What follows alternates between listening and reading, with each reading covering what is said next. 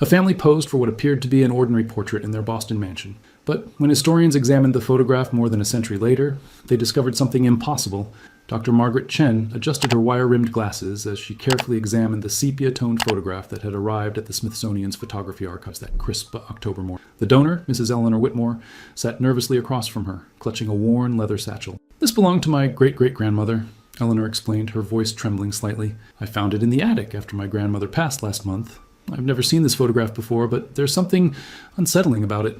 The formal portrait showed the Hartwell family of Boston, Massachusetts, taken in their ornate Victorian parlor in 1901. 5 family members stood rigidly posed. Patriarch William Hartwell, his wife Constance, their 3 children aged between 8 and 16. Their faces were stern, typical of the era's photography conventions.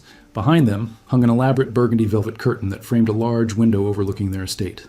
Margaret studied the image through her magnifying glass, noting the exceptional clarity for a photograph of that period. "What exactly troubles you about it, Mrs. Whitmore?" Eleanor leaned forward, pointing with a shaking finger. "Look carefully behind the curtain, Dr. Chen. Do you see it too?" Margaret squinted, adjusting the angle of her desk lamp. There, barely visible in the shadows behind the heavy fabric, was what appeared to be the outline of another figure.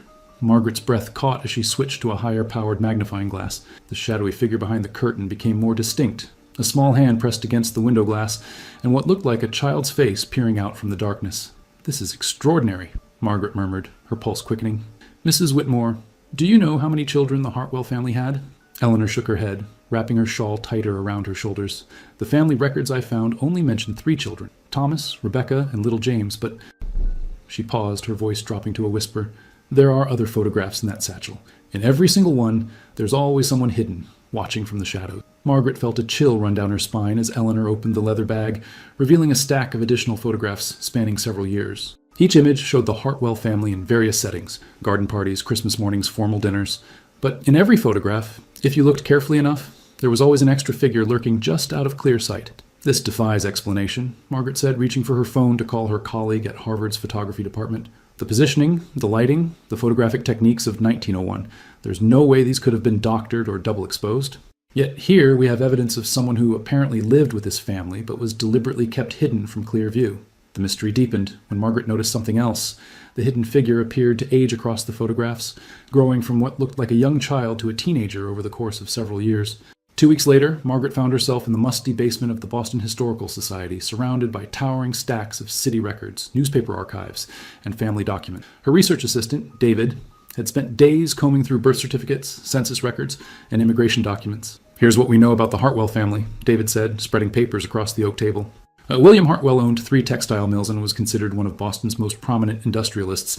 The family lived on Beacon Hill in a mansion that still stands today. Margaret nodded, studying a newspaper clipping from 1902. "But look at this, David. Every social register, every newspaper mention of the family consistently refers to the 3 Hartwell children, never 4. They spent the morning cross-referencing birth records with family documents. Thomas, born 1885, Rebecca, born 1887, James, born 1893. No other children were officially recorded, yet the photographic evidence was undeniable. "Dr. Chen," David said suddenly, looking up from a leather-bound journal, "I found something. This is Constance Hartwell's personal diary, donated to the Historical Society in 1960. Listen to this entry from March 15th, 1901. William insists we must maintain appearances. The child grows restless, but we cannot risk exposure. Society would never understand our arrangement." Margaret's hands trembled as she reached for the diary. "What arrangement? What child?" "Keep reading, David." The entries became increasingly cryptic, referring to our secret burden, the hidden one, and maintaining the family's reputation. Constance Hartwell had clearly been tormented by some family secret that required keeping a child concealed from public view. Margaret's investigation took an unexpected turn when she discovered Eleanor Whitmore's true connection to the Hartwell family. While reviewing genealogical records, she found that Eleanor wasn't descended from the Hartwells at all. She was the great-great-granddaughter of Mary O'Sullivan, who had worked as the Hartwells' head housekeeper from 1898 to 1905. When confronted with this information, Eleanor broke down in Margaret's office, tears streaming down her weathered cheeks. "I'm sorry I lied, Dr. Chen, but I had to know the truth. My family has carried this burden for over a century." Eleanor revealed that Mary O'Sullivan had left behind her own collection of letters and photographs, hidden away in the servants' quarters of the Hartwell mansion. These documents painted a very different picture of the family's secret. "According to my great-great-grandmother's letters," Eleanor explained, "the Hartwells were hiding someone, but not for the reasons you might think.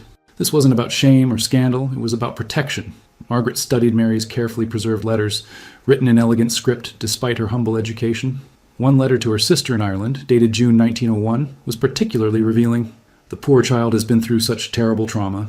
Mrs. Hartwell has the kindest heart, taking her in when no one else would, but Mr. Hartwell fears what Boston society would say about harboring a child from such circumstances." The letters hinted at a tragic backstory involving the mysterious fourth child, someone who had come to live with the Hartwells under extraordinary circumstances that required absolute secrecy.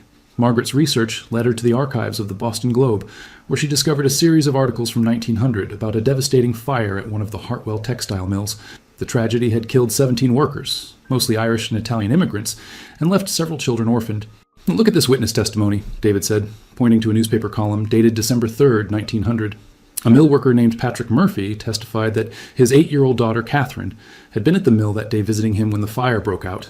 She was initially presumed dead, but her body was never found. Margaret felt the pieces beginning to fit together. The timeline matched perfectly. The mill fire occurred in December 1900, and the first photograph showing the hidden child was taken in early 1901. She drove out to the site of the former mill, now a small park in South Boston. Speaking with elderly residents of the neighborhood, she heard fragments of stories passed down through generations. Mrs. Rosa DeMarco, whose grandfather had worked at the mill, shared a particularly intriguing family legend. "My grandfather always said that Mr. Hartwell saved a little girl from the fire, but that officially she had died with her father. Something about her having witnessed something she shouldn't have, something dangerous. The Hartwells took her in, but she could never be acknowledged publicly because it would have put her life at risk." Margaret realized they weren't dealing with a family's shameful secret, but rather an act of extraordinary compassion and protection. The mysterious child in the photographs wasn't being hidden out of embarrassment. She was being sheltered from a very real threat. Through painstaking detective work, Margaret and David uncovered the full, tragic story of Catherine Murphy. Her father, Patrick, had been more than just a mill worker. He had been documenting unsafe working conditions and planned to testify before a city commission about violations of child labor laws and safety regulations. Patrick Murphy had been gathering evidence against several mill owners, not just Hartwell. Margaret discovered in a letter from a labor organizer. He had proof of bribery, unsafe machinery, and children being forced to work in dangerous conditions. The fire wasn't accidental. It was set to destroy the evidence and silence the witnesses. Catherine had been hiding in her father's office when the arsonists arrived. She had seen their faces, heard their names, and witnessed the deliberate act of murder that followed. When William Hartwell found her unconscious near the mill's back entrance, he realized that acknowledging her survival would sign her death warrant. The conspiracy involved corrupt city officials, rival mill owners, and members of Boston's industrial elite, who would stop at nothing to protect their profits. Young Catherine Murphy was the only surviving witness to a crime that went to the very heart of the city's power structure. "So the Hartwells created a fiction," David concluded. "Catherine Murphy died in the fire, but a nameless child lived secretly in their home, protected from those who would kill her to keep their crimes hidden." Eleanor Whitmore nodded through her tears. My great-great-grandmother's letters describe how Catherine was taught to hide whenever visitors came, how she lived like a ghost in that great house, never able to have friends or attend school or live a normal childhood. Margaret's investigation revealed an unexpected connection between the Hartwells and Boston's Underground Railroad network, which had officially ended decades earlier, but whose participants maintained a secret network for protecting vulnerable individuals. The Hartwells had been involved in helping escaped slaves before the Civil War. Margaret discovered in Constance Hartwell's private correspondence with a Quaker minister. They knew how to hide people, how to create false identities, how to keep secrets that could mean the difference between life and death. This revelation cast the family's actions in an entirely new light. They weren't simply wealthy philanthropists helping an orphan. They were experienced operators in a clandestine network designed to protect those whose lives were threatened by powerful interests. Dr. James Morrison, a historian specializing in post-Civil War Boston, confirmed Margaret's findings when she consulted with him.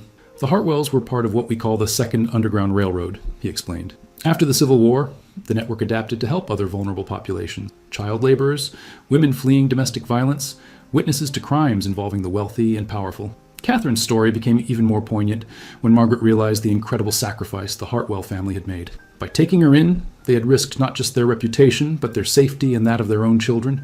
The photographs showed Catherine growing up in the shadows, literally and figuratively, protected by people who had every reason to turn her away, but chose instead to risk everything for a stranger's child. The curtain in every photograph isn't just decor, Margaret realized. It's a symbol of the barrier between Catherine's hidden world and the dangerous public sphere where her enemies waited. As Margaret delved deeper into the family's correspondence, she uncovered the tremendous emotional and financial toll that protecting Catherine had taken on the Hartwells. Constance's diary entries from 1902-1903 revealed a woman struggling with the weight of their secret. "William barely sleeps anymore," Constance wrote in April 1902. "He's convinced they're watching the house. Yesterday, a stranger asked our neighbor too many questions about our family. We've hired additional security, but how do you protect a child who doesn't officially exist? The family had spent enormous sums on private investigators to track the movements of those who might be searching for Catherine. They had also quietly funded the families of other mill fire victims, perhaps out of guilt that they could only save one child when so many had perished. Margaret found evidence that William Hartwell had been gradually moving his business operations away from Boston, selling his mills, and investing in properties in California and Oregon, all part of a long-term plan to relocate the family where Catherine could eventually live openly under a new identity. "Look at this," David said, showing Margaret a shipping manifest from 1904. The Hartwells sent several large crates of household goods to San Francisco, addressed to a family named Morrison. Well, that must have been Catherine's new identity. Eleanor Whitmore confirmed this discovery with another of her great-great-grandmother's letters. "Little Catherine has grown into such a brave young lady. Tomorrow she leaves for her new life in California, where she can finally step out from behind the curtain. Mrs. Hartwell cried for 3 days, but we all know this is the only way she can truly be safe." The photographs had documented not just a family secret, but a years-long rescue operation that had required incredible courage and sacrifice from everyone involved. The last photograph in Eleanor's collection was different from all the others. Taken in 1905, it showed the Hartwell family in their garden, but for the first time, Catherine stood openly among them, no longer hidden behind curtains or lurking in shadows. "This must have been taken just before she left for California," Margaret said, studying the image through her magnifying glass. Catherine appeared to be about 13 years old, wearing a beautiful white dress and standing between Thomas and Rebecca Hartwell, who had their arms around her shoulders protectively. The girl's face was no longer obscured by shadows or fabric. She had light hair, freckles, and intelligent eyes that seemed to hold wisdom far beyond her years. Most remarkably, she was smiling, the first time she appeared happy in any of the photographs. On the back of the photograph, someone had written in faded ink, "Our beloved daughter, Catherine Morrison, as she begins her journey to freedom. May 15th, 1905. Margaret felt tears welling in her eyes as she realized the full significance of what she was seeing. "This isn't just a photograph, Eleanor. It's a declaration of love. After years of hiding her, protecting her, sacrificing for her, they finally claimed her publicly as family, even if only for this one moment." Eleanor nodded, wiping her own eyes. "My great-great-grandmother wrote that Mrs. Hartwell insisted on this photograph. She said, 'History should know that Catherine was loved, that she belonged somewhere, that she mattered to someone.' They knew no one would ever see it during their lifetimes, but they wanted proof that she had been more than just a hidden secret. She had been their daughter." 6 months after beginning her investigation, Margaret stood in the renovated Hartwell mansion, now a historical museum, as she prepared to unveil the Catherine Murphy exhibit. The story had captured national attention, transforming from a mysterious photograph into a powerful testament to courage, compassion, and family. Eleanor Whitmore, now 78, sat in the front row as Margaret addressed the gathered crowd of historians, journalists, and descendants of Boston's Irish immigrant community.